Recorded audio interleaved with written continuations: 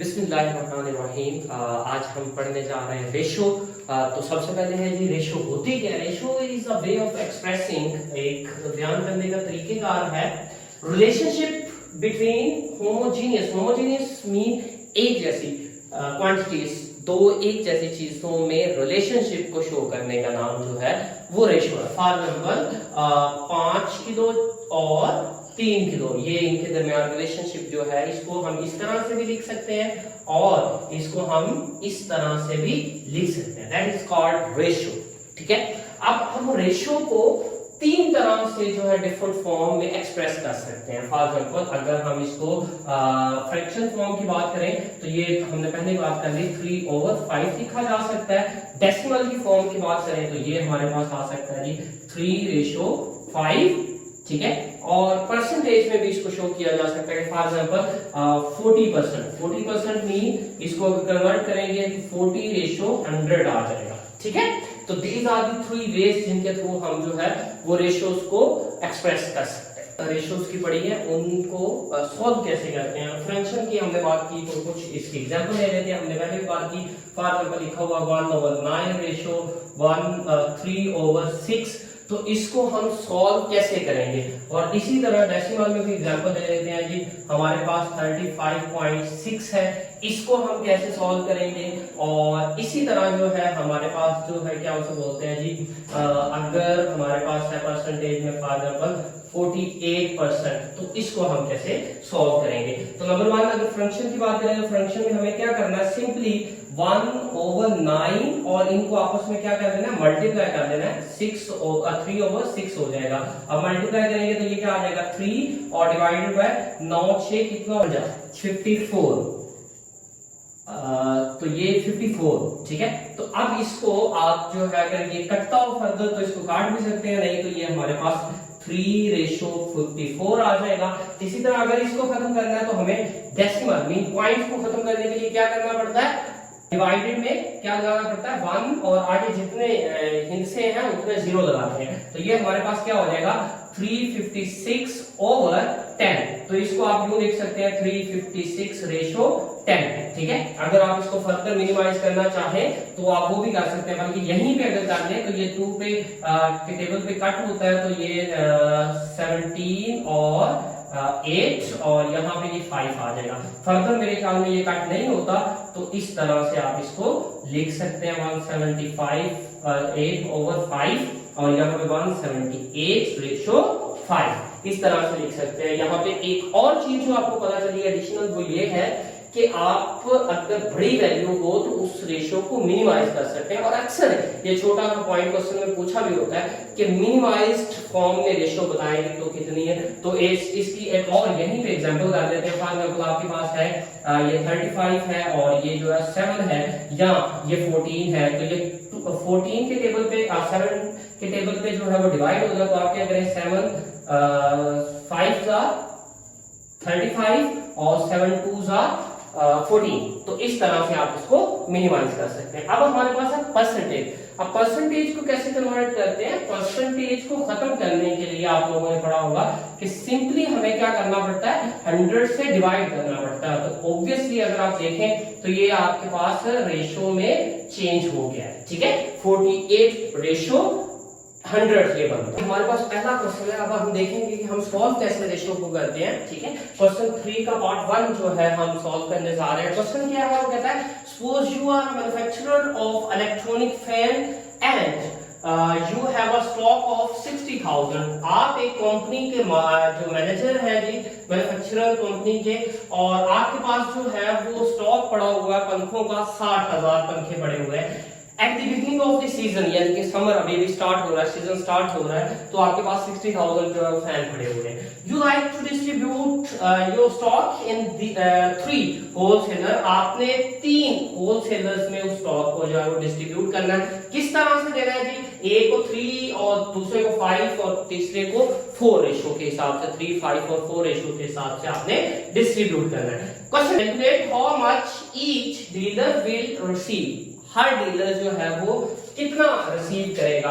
हम यहाँ पे एक छोटा सा अज्यूम कर लेते हैं, हम कहते हैं लेट डीलर्स के जो नाम है वो हमारे पास है जी, एक ए है भाई, और दूसरा डीलर जो है वो बी है, और तीसरा डीलर जो है वो सी है। हमने ये अजम्पशन कर दी।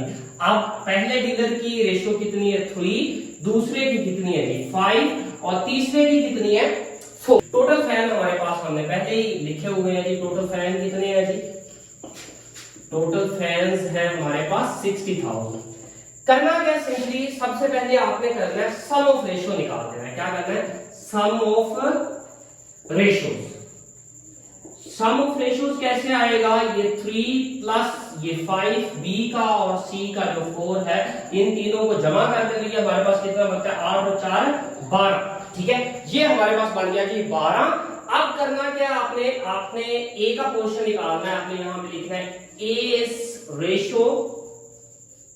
ए की रेशियो कैसे आएगी जी, आपने करना क्या है, पहले फॉर्मूला समझ ले, देन जो है वो सॉल्व करने जाइएगा। सिंपली आपने जिसकी रेशियो निकालनी हो उसको ऊपर रखना है, mean each ratio divided by sum of ratios और मल्टीप्लाई कर देना जो टोटल वैल्यू होगी। यहां पे हमारे पास टोटल फैन है, तो हमने टोटल फैन के साथ क्या करना है, मल्टीप्लाई कर देना। ठीक है, अगर हम पहले ही निकालते हैं तो ये कैसे आएगी, यहाँ पे इसको कर लेते हैं जी।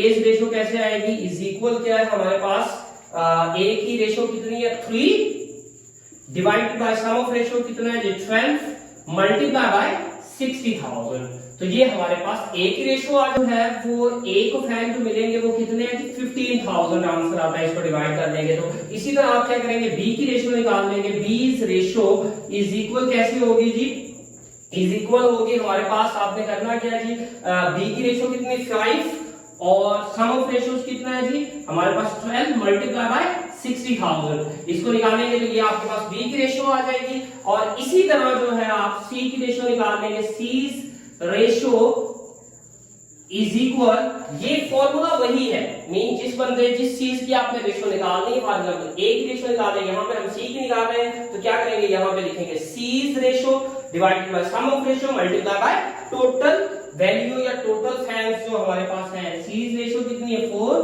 डिवाइडेड बाय टोटल क्या है 12 मल्टीप्लाई बाय 60,000। तो ये इन दोनों के आंसर्स आपके पास निकल आए। बी के जो फैंस बनते हैं वो कितने 25,000 मिलेंगे इसको। और इसी तरह अगर आप देखें तो सी को कितने मिलेंगे जी, 4 को 3 आ जाएगा तो 60,000 को 3, इसको मिलेंगे जी 20,000 फैन। आप तीनों को जमा कर दें बच्चे, आपके पास टोटल जो है वो आंसर आ जाएगा 15,000, 25,000, 40,000 और 20,000, 60,000 आपके टोटल फैंस जो है वो डिस्ट्रीब्यूट हो। Question 3 part 2, total cost of heating and lighting. Heating और लाइटिंग की हमें कॉस्ट गिवन है जी, हीटिंग है एक और दूसरा हमारे पास लाइटिंग है। कॉस्ट कितनी है जी, टोटल 36,800 हमारे पास कॉस्ट है of a firm for the winter season. सर्दियों के मौसम के लिए फर्म की जो टोटल कॉस्ट है 36,800 रुपए है। रेशियो ऑफ कंजम्पशन यानी कि वो खर्च की जो रेशियो है हीटिंग और लाइटिंग के दरमियान वो 3:1 है, यानी कि अगर हीटिंग पे 3 रुपीस लगते हैं तो जो आपके पास लाइटिंग है उस पे 1 रुपया लगता है। Find heating and lighting cost separately, दोनों की सेपरेटली कॉस्ट फाइंड करनी है। सबसे पहले हम दोनों को अज्यूम कर लेते हैं जी, हम अज्यूम कर रहे हैं हीटिंग का एच और लाइटिंग का एन, इन दोनों के दरमियान रेशियो है। हमारे पास रेशियो कितनी है 3:1। यहाँ पे हम क्या करेंगे, सम ऑफ रेशियो ले लेंगे। सम ऑफ रेशियोज हमारे पास जो है वो है जी इज इक्वल 3 + 1 और ये हमारे पास सम ऑफ रेशियोज कितना है 4 और हमारी टोटल जो कॉस्ट है वो कितनी है वो हमें क्वेश्चन में गिवन है, दैट इज 36,800, राइट। यहाँ पे हम लिख लेते हैं, हमने पहले भी फॉर्मूले की बात की है। फॉर एग्जांपल आप रेशियो निकालना चाहते हैं, रेशियो ऑफ हीटिंग, तो आपने करना क्या है, सिंपली मैंने पहले भी बात की है कि सबसे पहले जिस चीज की रेशियो निकाल रहे हैं हीटिंग की निकाल रहे हैं तो हीटिंग रेशियो, ठीक है, मैंने सिंपल एच रेशियो लिख दिया divided by sum of ratios और आपने क्या करना है कि मल्टीप्लाई करना है टोटल क्या है हमारे पास यहाँ पे कॉस्ट है तो हमने टोटल कॉस्ट, ठीक है। अब हीटिंग की रेशियो कितनी है हमारे पास, ये देखिए हीटिंग की रेशियो क्वेश्चन में गिवन है 3 है divided by sum of ratio, हमने दोनों को जमा कर लिया था तो वो हमारे पास कितना आया जी 4 मल्टीप्लाई टोटल कॉस्ट हमारे पास कितनी है 36,800। ठीक है, अब इसको सॉल्व करेंगे आप तो आपके पास ये आंसर आता है 27,600। ठीक है, इसी तरह अगर आपने नेक्स्ट निकालनी है रेशियो ऑफ लाइटिंग, तो सेम फॉर्मूला यहां पे क्या आ जाएगा, lighting ratio divided by sum of ratios multiply by total cost. तो क्या करेंगे जी, यहां पे लाइटिंग की रेशियो कितनी है 1 ओवर सम ऑफ रेशियोज कितना है जी 4, अगेन मल्टीप्लाई हमारी टोटल कॉस्ट कितनी है 36,800। इसको करेंगे तो ये हमारे पास आता है जी इससे लिख लेते हैं 9,200। ठीक है, तो ये आपकी डिवीजन है दोनों के दरमियान जो रेशियोज की है। अगर आप सम निकालेंगे 27,600 और 9,200 तो वो एज इट इज बनता है जैसे कि हमने पिछले वाला जो हमारा टोटल कॉस्ट है 36,027 में 9,000